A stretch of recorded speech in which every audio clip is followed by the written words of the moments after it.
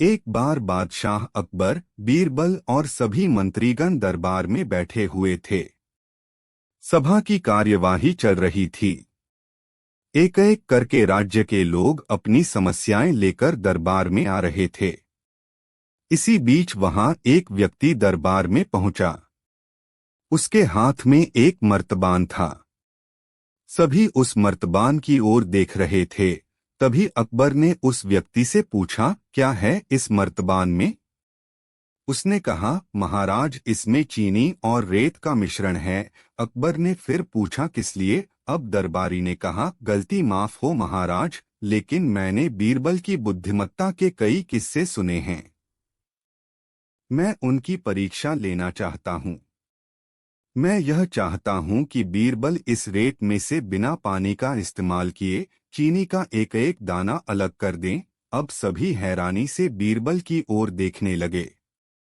अब अकबर ने बीरबल की ओर देखा और कहा, देख लो बीरबल, अब तुम कैसे इस व्यक्ति के सामने अपनी बुद्धिमानी का परिचय दोगे? बीरबल ने मुस्कुराते हुए कहा, महाराज, हो जाएगा, यह तो मेरे बाएं हाथ का काम है। अब सभी लोग हैरान थे कि बीरबल ऐसा क्या करेंगे कि रेत से चीनी अलग अलग हो जाएगी।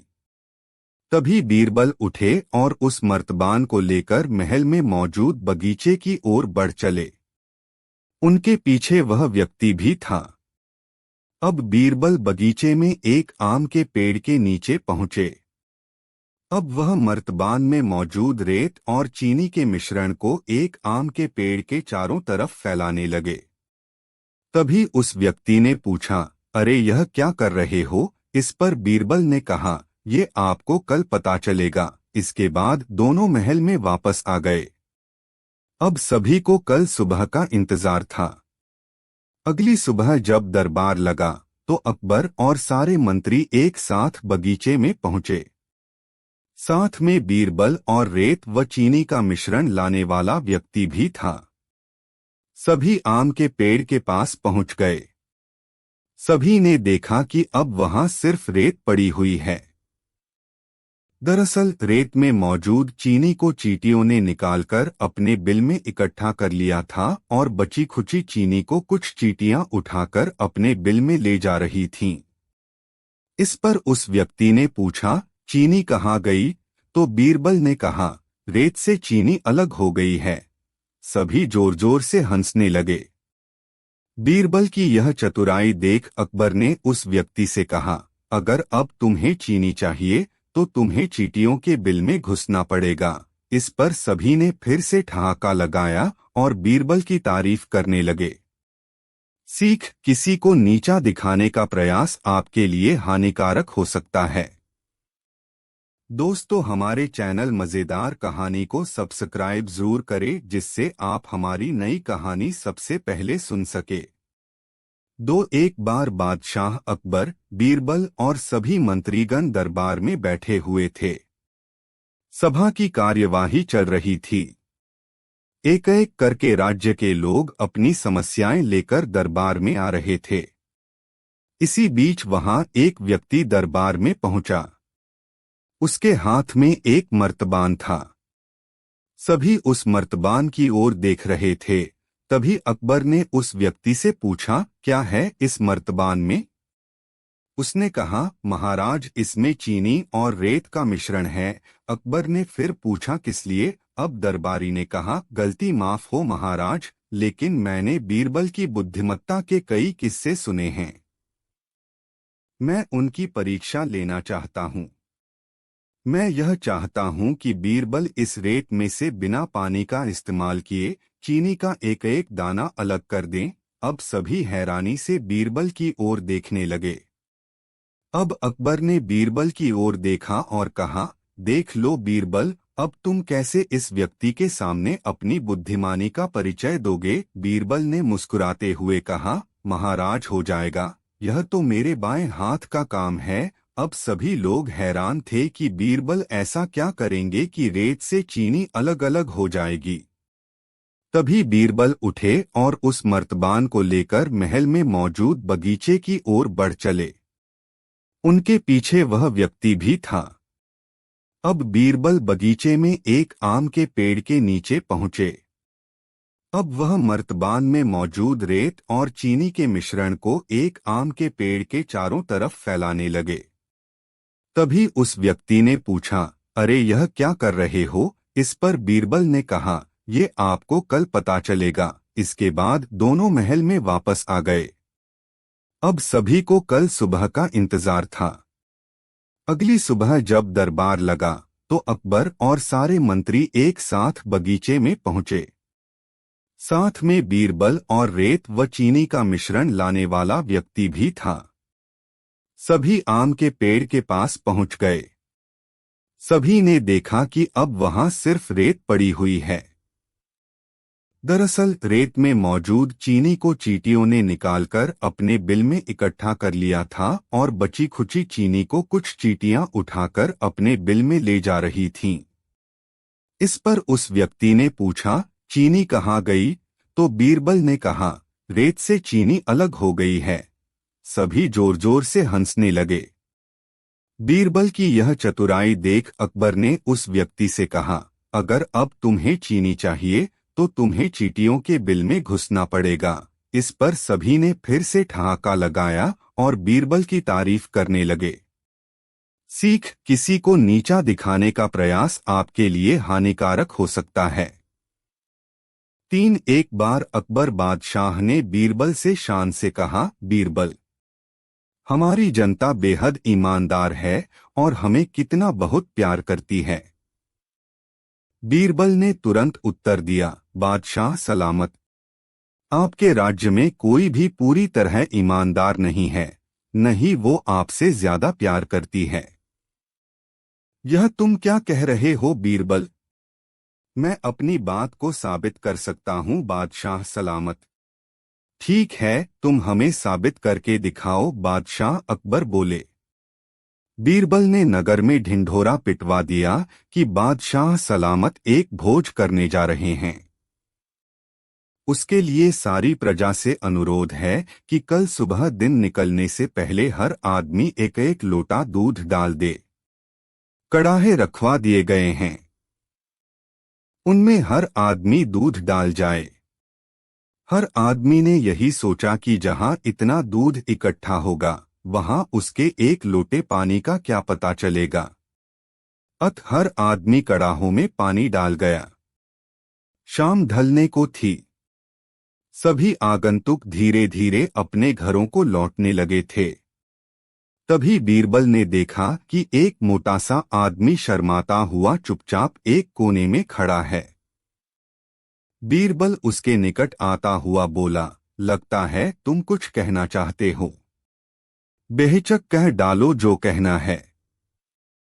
मुझे बताओ तुम्हारी क्या समस्या है। वह मोटा व्यक्ति सकुचाता हुआ बोला, मेरी समस्या यह है कि मैं पढ़ा लिखा नहीं हूँ। मैंने अपनी शिक्षा पर ध्यान नहीं दिया, जिसका मुझे खेद है।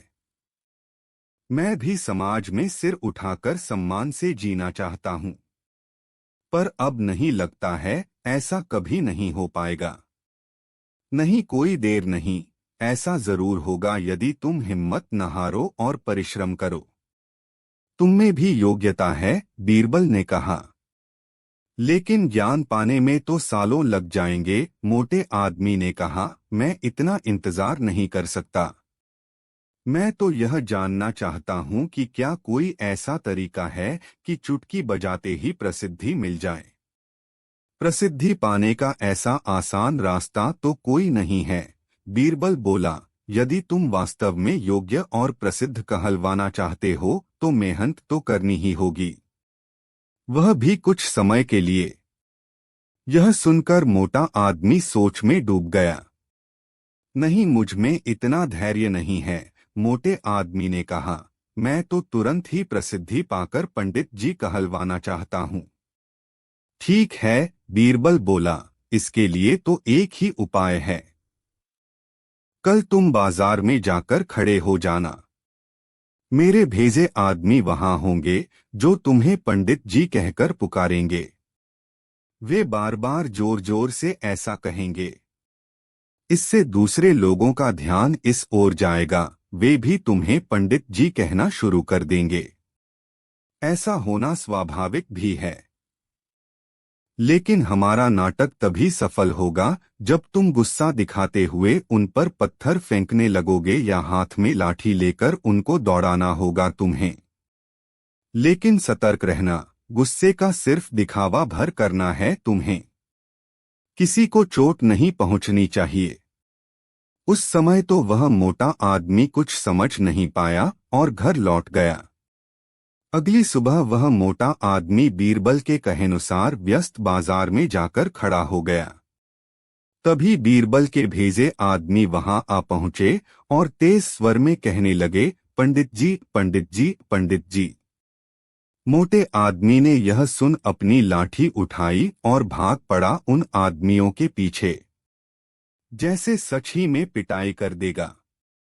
बीरबल के भेजे आदमी वहां से भाग निकले, लेकिन पंडित जी का राग अलापना उन्होंने नहीं छोड़ा।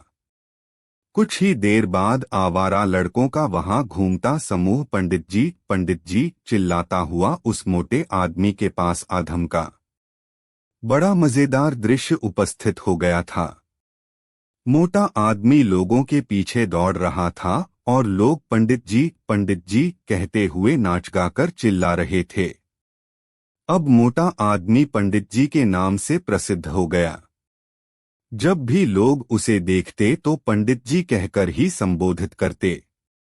अपनी ओर से तो लोग यह कहकर उसका मजाक उड़ाते थे कि वह उन पर पत्थर फेंकेगा या लाठी लेकर उनके पीछे दौड़ेगा। लेकिन उन्हें क्या पता था कि मोटा तो चाहता ही यही था। वह प्रसिद्ध तो होने ही लगा था। इसी तरह महीनों बीत गए। मोटा आदमी भी थक चुका था। वह यह भी समझ गया था कि लोग उसे सम्मानवश पंडित जी नहीं कहते, बल्कि ऐसा कहकर तो वे उसका उपहास करते हैं। लोग जान गए थे कि पंडित कहने से उसे गुस्सा आ जाता है। वह सोचता था कि शायद लोग मुझे पागल समझते हैं। यह सोचकर वह इतना परेशान हो गया कि फिर से बीरबल के पास जा पहुंचा। वह बोला, मैं मात्र पंडित जी कहलाना नहीं चाहता। वैसे मुझे स्वयं को पंडित कहलवाना पसंद है और कुछ समय तक यह सुनना मुझे अच्छा भी लगा। लेकिन अब मैं थक चुका हूं। लोग मेरा सम्मान नहीं करते, वो तो मेरा मजाक उड़ाते हैं। मोटे आदमी को वास्तविकता का आभास होने लगा था। मोटे आदमी को यह कहता देख बीरबल हंसता हुआ यह बोला, मैंने तो तुमसे पहले ही कह दिया था कि तुम बहुत समय तक ऐसा नहीं कर पाओगे। लोग तुम्हें वह सब कैसे कह सकते हैं जो तुम हो ही नहीं। क्या तुम उन्हें मूर्ख समझते हो? जाओ अब कुछ समय किसी दूसरे शहर में जाकर बिताओ। जब लौटो तो उन लोगों को नजरअंदाज कर देना जो तुम्हें पंडित जी कहकर पुकारें। एक अच्छे सभ्य व्यक्ति की तरह आचरण करना। शीघ्र ही लोग समझ जाएंगे कि पंडित जी कहकर तुम्हारा उपहास करने में कुछ नहीं रखा और वे ऐसा कहना छोड़ देंगे। मोटे आदमी ने बीरबल के निर्देश पर अमल किया। जब वह कुछ माह बाद दूसरे शहर से लौटकर आया तो लोगों ने उसे पंडित जी कहकर परेशान करना चाहा, लेकिन उसने कोई ध्यान न दिया। अब वह मोटा आदमी खुश था कि लोग उसे उसके असली नाम से जानने लगे हैं। वह समझ गया था कि प्रसिद्धि पाने की सरल राह कोई नहीं है। एक रात सोते समय बादशाह अकबर ने यह अजीब सपना देखा कि केवल एक छोड़कर उनके बाकी सभी दांत गिर गए हैं। फिर अगले दिन उन्होंने देश भर के विख्यात ज्योतिषियों व नुजूमियों को बुला भेजा और उन्हें अपने सपने के बारे में बताकर उसका मतलब जानना चाहा। सभी ने आपस में विचार विमर्श किया और एक मत होकर बादशाह से कहा, जहां पनाह, इसका अर्थ यह है कि आपके सारे नाते रिश्तेदार आपसे पहले ही मर जाएंगे। यह सुनकर अकबर को बेहद क्रोध हो आया और उन्होंने सभी ज्योतिषियों को दरबार से चले जाने को कहा। उनके जाने के बाद बादशाह ने बीरबल से अपने सपने का मतलब बताने को कहा। कुछ देर तक तो बीरबल सोच में डूबा रहा, फिर बोला, हुजूर, आपके सपने का मतलब तो बहुत ही शुभ है। इसका अर्थ है कि अपने नाते रिश्तेदारों के बीच आप ही सबसे अधिक समय तक जीवित रहेंगे। बीरबल की बात सुनकर बादशाह बेहद प्रसन्न हुए। बीरबल ने भी वही कहा था जो ज्योतिषियों ने, लेकिन कहने में अंतर था। बादशाह ने बीरबल को इनाम देकर विदा किया। एक दफा शहंशाह अकबर ने घोषणा की कि यदि कोई व्यक्ति सर्दी के मौसम में नर्मदा नदी के ठंडे पानी में घुटनों तक डूबा रहकर सारी रात गुजार देगा, उसे भारी भरकम तोहफे से पुरस्कृत किया जाएगा। एक गरीब धोबी ने अपनी गरीबी दूर करने की खातिर हिम्मत की और सारी रात नदी में घुटने पानी में ठिठुरते बिताई और जहांपनाह से अपना इनाम लेने पहुंचा। बादशाह अकबर ने उससे पूछा, तुम कैसे सारी रात बिना सोए खड़े खड़े ही नदी में रात बिताए? तुम्हारे पास क्या सबूत है? धोबी ने उत्तर दिया, जहांपनाह, मैं सारी रात नदी छोर के महल के कमरे में जल रहे दीपक को देखता रहा और इस तरह जागते हुए सारी रात नदी के शीतल जल में गुजारी।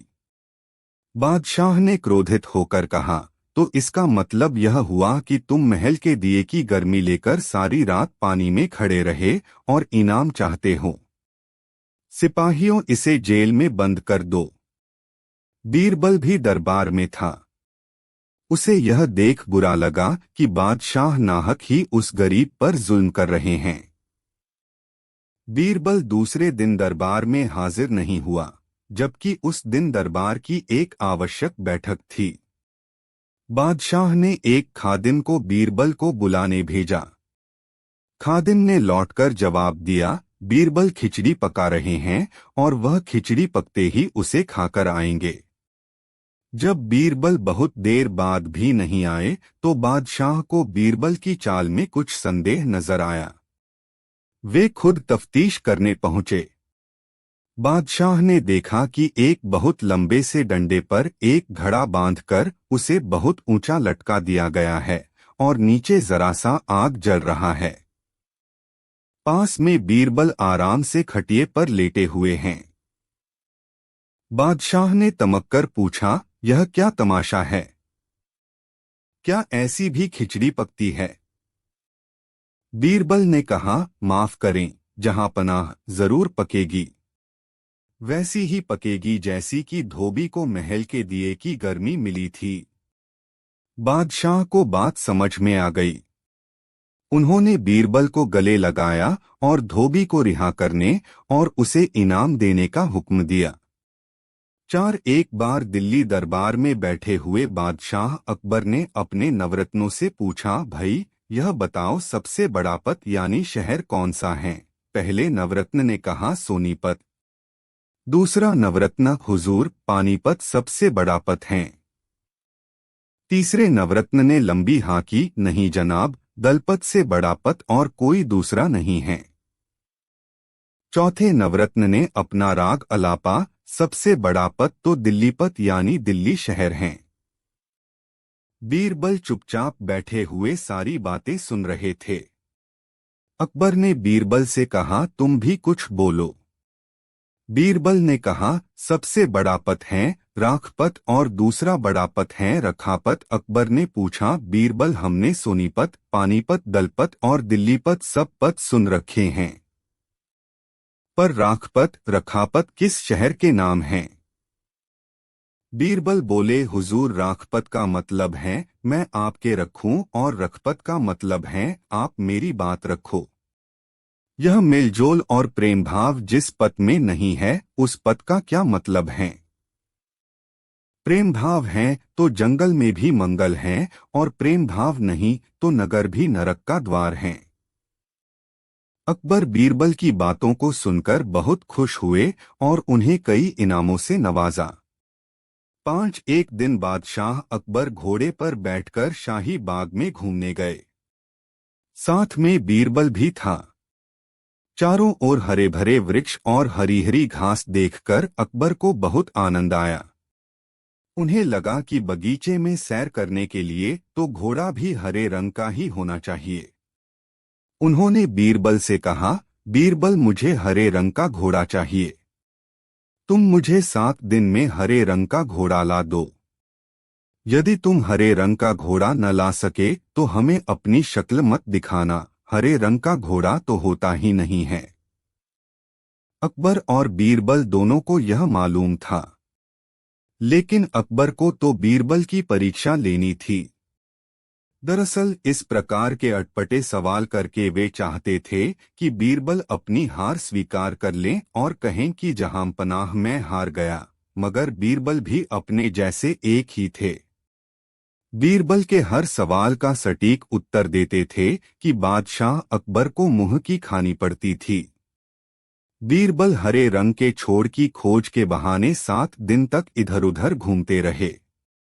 8वें दिन वे दरबार में हाजिर हुए और बादशाह से बोले, जहांपना, मुझे हरे रंग का घोड़ा मिल गया है।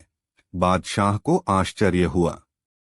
उन्होंने कहा, जल्दी बताओ, कहाँ है हरा घोड़ा? बीरबल ने कहा, जहांपना, घोड़ा तो आपको मिल जाएगा। मैंने बड़ी मुश्किल से उसे खोजा है, मगर उसके मालिक ने 2 शर्त रखी हैं। बादशाह ने कहा, क्या शर्तें हैं? पहली शर्त तो यह है कि घोड़ा लेने के लिए आपको स्वयं जाना होगा। यह तो बड़ी आसान शर्त है। दूसरी शर्त क्या है? घोड़ा खास रंग का है, इसलिए उसे लाने का दिन भी खास ही होगा। उसका मालिक कहता है कि सप्ताह के 7 दिनों के अलावा किसी भी दिन आकर उसे ले जाओ। अकबर बीरबल का मुंह देखते रह गए। बीरबल ने हंसते हुए कहा, जहांपना, हरे रंग का घोड़ा लाना हो तो उसकी शर्तें भी माननी ही पड़ेगी। अकबर खिलखिलाकर हंस पड़े। बीरबल की चतुराई से वह खुश हुए। समझ गए कि बीरबल को मूर्ख बनाना सरल नहीं है। जीवन में पाना चाहते हैं सुख और शांति तो ध्यान रखें महात्मा बुद्ध के विचार। महात्मा बुद्ध बौद्ध धर्म के संस्थापक माने जाते हैं। बौद्ध धर्म दुनिया में 4 बड़े धर्मों में से एक है। इनके अनुयायियों की संख्या में दिन प्रतिदिन वृद्धि हो रही है। महात्मा बुद्ध ने बहुत सारे विचार दिए हैं जिन पर अमल करने से सुख शांति की प्राप्ति हो सकती है। आइए जाने महात्मा बुद्ध के कुछ विचार। महात्मा बुद्ध ने व्यक्ति को प्रसन्न रहने का रास्ता बताया है। उनके द्वारा व्यक्ति को भूतकाल में नहीं उलझना चाहिए और न ही भविष्य के सपनों में खोना चाहिए। व्यक्ति को वर्तमान में ध्यान देना चाहिए, यही प्रसन्न रहने का रास्ता है। क्रोधित होने का अर्थ है जलता हुआ कोयला किसी दूसरे पर फेंकना, जो सबसे पहले आपको जी जलाता है।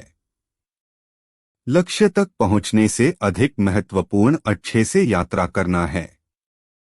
उसी प्रकार हजारों शब्दों से अच्छा वह एक शब्द होता है जो शांति लाता है।